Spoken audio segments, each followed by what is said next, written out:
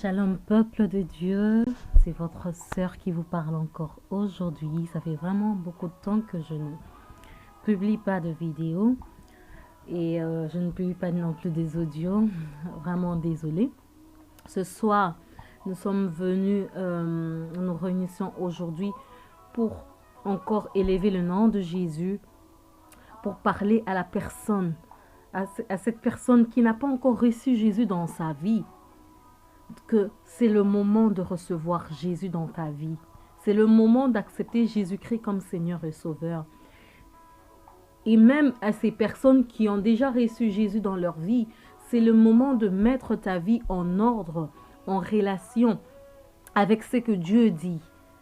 De marcher dans sa crainte, de marcher dans sa présence, de faire sa volonté. Alors je vais lire ce soir Matthieu 24, à partir du verset 37, la parole de Dieu dit: « Lors de la venue du Fils de l'homme, les choses se passeront comme au temps de Noé. En effet, à l'époque qui précéda le déluge, les gens étaient occupés à manger et à boire, à se marier et à marier leurs enfants, jusqu'au jour où Noé entra dans le bateau. Ils ne se doutèrent de rien jusqu'à ce que vienne le déluge qui les emporta. Ce sera la même chose lorsque le Fils de l'homme viendra. » J'aimerais dire à cette personne, nous sommes arrivés au temps où Jésus est prêt à retourner. Pourquoi? La Bible est en train de prouver. Les gens seront en train de manger, les gens voudront boire, les gens seront en train de marier leurs enfants, les gens seront en train de se marier. Alors les gens se disent que non, pour que Jésus revienne, il faut d'abord que je me marie, il faut d'abord que, oui, j'entre dans ma maison de mariage, il faut d'abord que j'aie un travail, il faut que je mange, que je sois satisfaite de mon travail. Mais pourtant, vous ne savez pas que c'est pendant ces moments-là que Jésus revient. C'est pendant ce moment-là que, voilà, les déluges a surpris plusieurs personnes qui se disaient, oui, il faut d'abord qu'on boit. Et pourtant, Noé est en train de dire au peuple des dieux, revenez à Dieu, entrez dans l'arche. Il y a la pluie qui arrive. Il y a la faim qui arrive. Venez, afin que nous soyons protégés. Ici, l'arche, c'est comme... voilà, se réfugier en Dieu, se réfugier en Jésus. Et Noé, ce n'est que Jésus qui est notre guide, qui nous appelle aujourd'hui à entrer dans sa maison, à entrer dans sa présence, à regarder notre vie. Comment tu mènes ta vie aujourd'hui? Est-ce que tu te dis, voilà, je marche selon la volonté de Dieu? Est-ce que si aujourd'hui Jésus revient, est-ce que tu iras? Est-ce que tu seras enlevé? Tu te dis, oui, moi je suis chrétienne, moi le Seigneur me parle, moi je fais des miracles, des dons. C'est bien, mais est-ce que tu es là où Dieu t'attend? Est-ce que tu es là où Dieu t'attend? Je ne sais pas pourquoi j'ai eu ce message à cœur depuis ce matin lorsque je méditais cette parole. Je me disais, non, est-ce que si Jésus revient, est-ce qu'il va me trouver là où il m'attend? Je ne sais pas. Mais moi, j'aimerais dire à une personne qui m'entend aujourd'hui, voilà, Jésus t'appelle.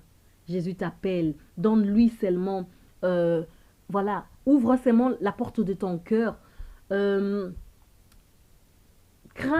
serre-le avec vérité, avec, avec, avec humiliation. Crains-le de tout ton cœur. Écoute sa parole, pratique-la et occupe-toi d'abord des œuvres de l'Éternel. Occupe-toi d'abord de ce que Dieu a dit.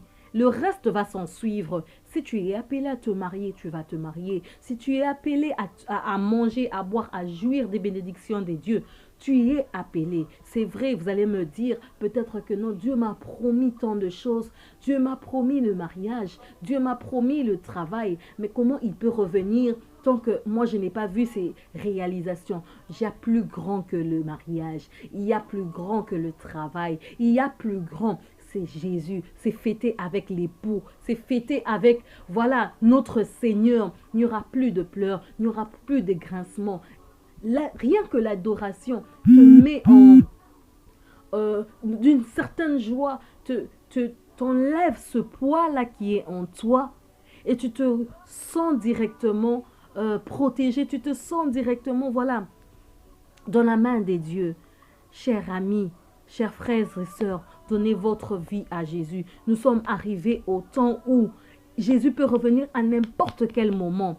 Mais celui qui qui sera surpris, c'est celui-là qui n'est pas connecté à chaque fois avec les seigneurs. Comment je vais être connecté à chaque fois avec les seigneurs? C'est celui-là qui médite jour et nuit. C'est celui-là qui est attentif à ce que Dieu lui dit.